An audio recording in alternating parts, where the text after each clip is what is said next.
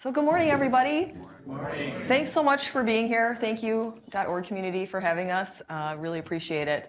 And so my name is Karen Bartuch. That was a great, overzealous introduction of me, and I appreciate it. But as he mentioned, I lead data science at Sandstorm Design. So that really means that we help our clients leverage all of the great data that they have and make better business decisions with it. And I was going to mention a little bit about Sandstorm, but I think you guys already know Sandstorm pretty well.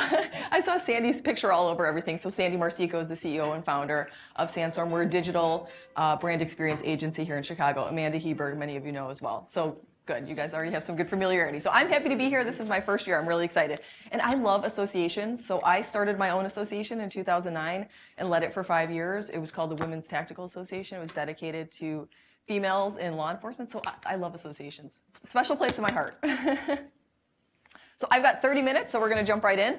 Here's what we're going to cover, and there's a screen here. Okay, I don't need to look back. Okay, getting used to it. So we're going to talk about just an overview, definition of customer service, and then how we actually measure customer service, and then I'm going to talk about 5 key trends in customer service. So we're going to take a jaunt back in history. So 1888, the telephone's invented, and then shortly after, in the turn of the century, switchboards are invented. So we've come quite a long way from that as far as customer service. Call centers in the 1960s, and this is actually a police call center from 1970, and I can tell you that they still look exactly the same today. Not much different. And then 1980s, that's when that awesome, not really interactive voice response came around where everybody's talking into the phone and getting not the right response back. And that is not me in the photo, although it does slightly look like me, and I'm positive I had that hair and jelly shoes.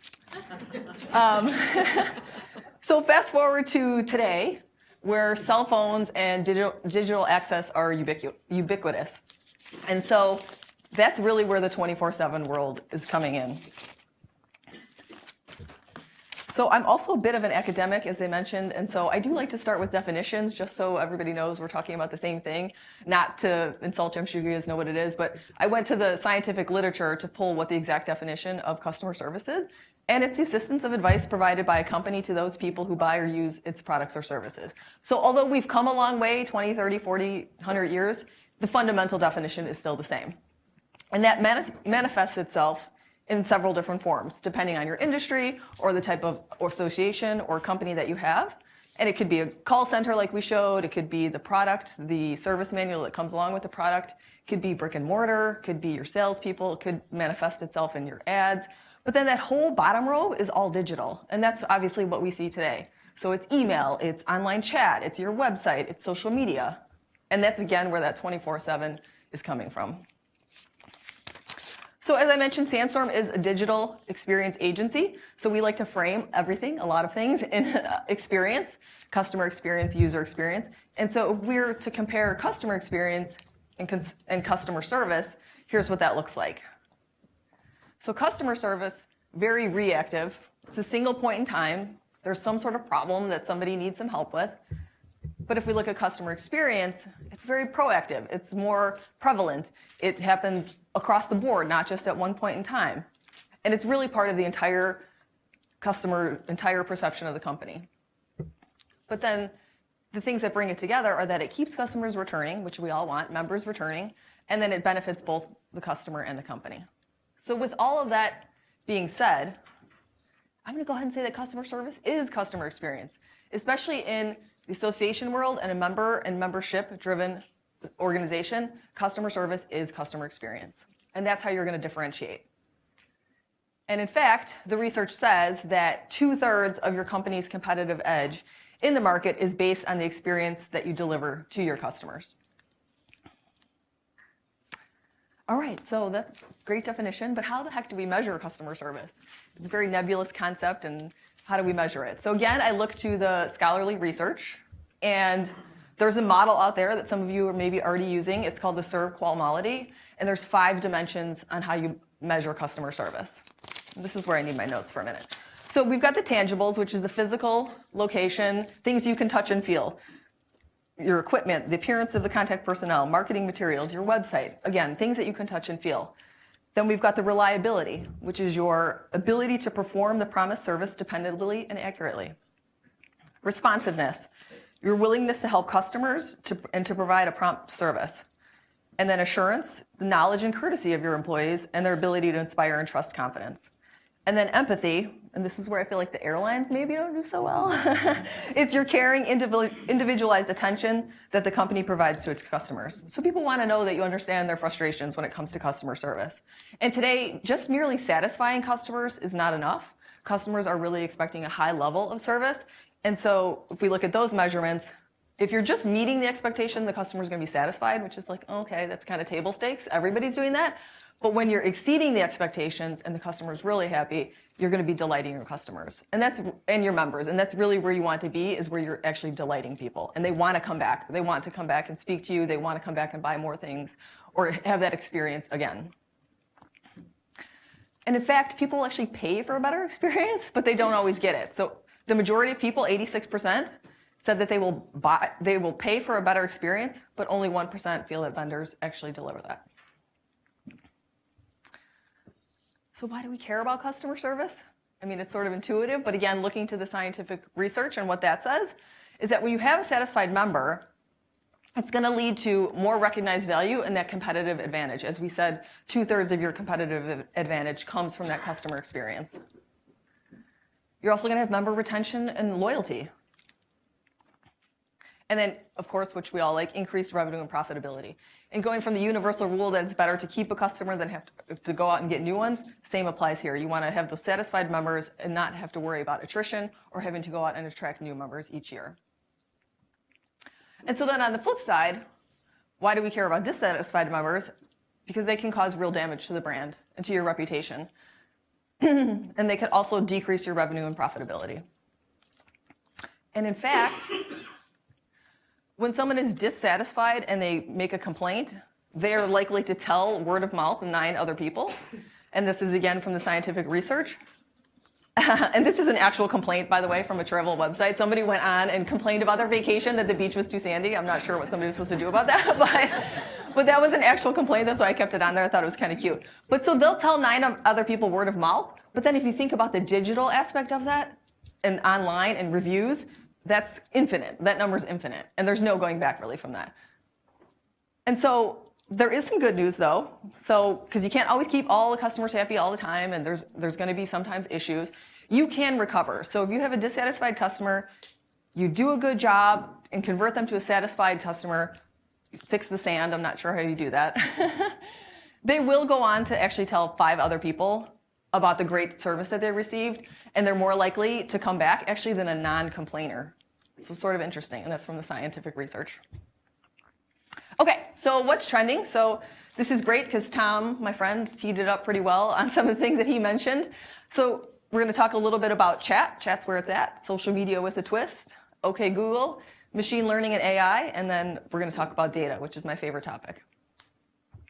Okay, so chat is where it's at. And so I know chat may not be on the scene in the association space just yet, but it certainly is prevalent in many other places. And perhaps many of you have actually used chat as far as customer service. Anybody use chat? Okay. Anybody like chat? Okay, good. Yeah, I like it. So I've had a good experience. So the one that I always think of as far as a good experience with chat is on Fabletics. So buy my workout clothes from there. But if you go to their customer service page, these are the options that they give you for customer service. So they've got Facebook, live chat, or phone. And so I want the easily quick answer that's unobtrusive to what I'm doing. So I'm going to go to chat for my customer service. And they have live agents. They don't have bots. So that's, I think, also a differentiator.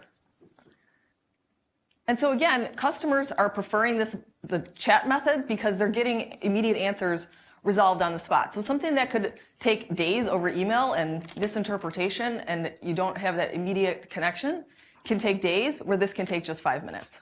And it's very conversational. You can carry on with other things. It's very easy to do. And then looking out and above the customer service aspect of it, you also have the opportunity to close sales. So people that engage with the chatbot, 6.5% of them will actually go on to make a purchase. And that's higher than the typical conversion rate of 3%. But I warn with the chatbot or with chatbot that you cannot forget the human touch. So the Fabletics agents are actually live agents, and I think that's why it works so well. Many companies are trying the chatbots, and that's where I think customers get very frustrated because they don't get the right answer, and sometimes that even makes sense the way they're doing it. So I caution as far as that, but definitely the live agent, and I think limited hours, although we're talking in a 27 world, you could do some combination of the two. But with the limited hours and a live agent, I think that's a good way to dip your toe in the water as far as customer service with the chat. And so if we look at the customer service ratings, the ones for chat are far exceed all of the other support channels. So it is the preferred method. And again, that comes back to the speed, the conversational nature of chat, if people are just accustomed to being online and talking in that way, and it's preferred by millennials. And actually the research shows that we are talking less to each other. So this just seems to be the way that people like to communicate these days, good or bad. And I know that a lot of your membership is younger, and so this is something to keep in mind as you look to bring on different and more members. Okay, so I would be remiss if I didn't bring up social media in a trending conversation. But this is a little bit different. So you guys, I'm sure, have spent a lot of time trying to engage people on social media, but now this is where your members are actually going to engage with you on social media, and this is a good thing. And in fact, 63% of customers expect support on social media, and 35% of customers prefer it over other channels. And so the more they do it with other companies and other types of organizations, the more they're going to expect it from you as a way to have customer support. And so those are some tips on where to get started. But I would say if you're not providing support just yet on social media, a good way to jump in is through Facebook. And these are the things that you would want to address, obviously, the quickest, which are the highest priority. Okay, so people want to talk to a person or an agent once they have tried to triage it themselves. And I'm sure you guys are this way too. Like, I don't want to have to pick up the phone just yet until I've tried to figure it out myself. And so that's where Google comes in, and the ability to self-service issues and support for themselves. And this doesn't mean going to your page and looking through your FAQs. This means that you have great, robust content, how-to articles on your site that are SEO optimized, and then also video, because that will raise the SEO optimization.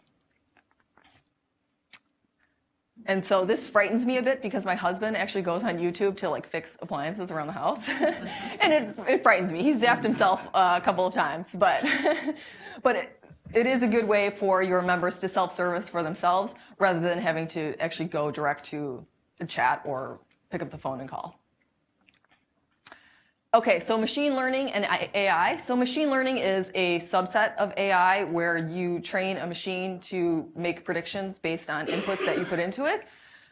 And so this is just a cycle of machine learning and how it works. So you ask a question, you collect some data, you train the algorithm, you try it out, you collect more data, and that cycle repeats until you get it accurate, more and more accurate. And so that's what people are using for the chatbot, is you put in the responses and then it picks out the right responses. But that's why it's also not working so great, because the accuracy is not there. And so I have on there sort of, this is more as an FYI trend, because I would say if you are to dip in your toe in the water with chat, I wouldn't recommend a chat bot necessarily, because it is still difficult and complex to figure out and also quite costly. But there are opportunities to use this because larger organizations, they're seeing their customer service call centers and things expand so greatly that they're trying to look for ways to optimize and not have to keep adding people to that center. And so AI and machine learning is certainly something that they're looking at to do that with. And so that was just a chat example of one going poorly. And so this is a big, bold prediction from Gartner that 85% of customer brand relationships will be managed without interaction by 2020. I'm not so sure I agree with that because that's not too far away, but they are making this prediction that it is trending in that way. And as I mentioned, we are talking less to each other. The data shows that that's true.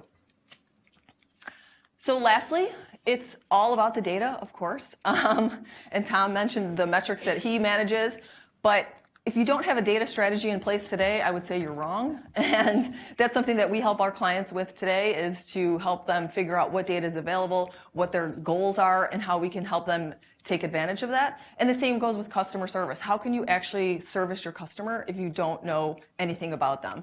And so it can be qualitative data where you're doing interviews and one-on-one and focus groups, or it could be quantitative data where you're sending out surveys and finding out information that way, or it could even be observation. The point is that you're collecting and mining that data in order to make better business decisions. And it also helps with continuous improvement when it comes to customer service.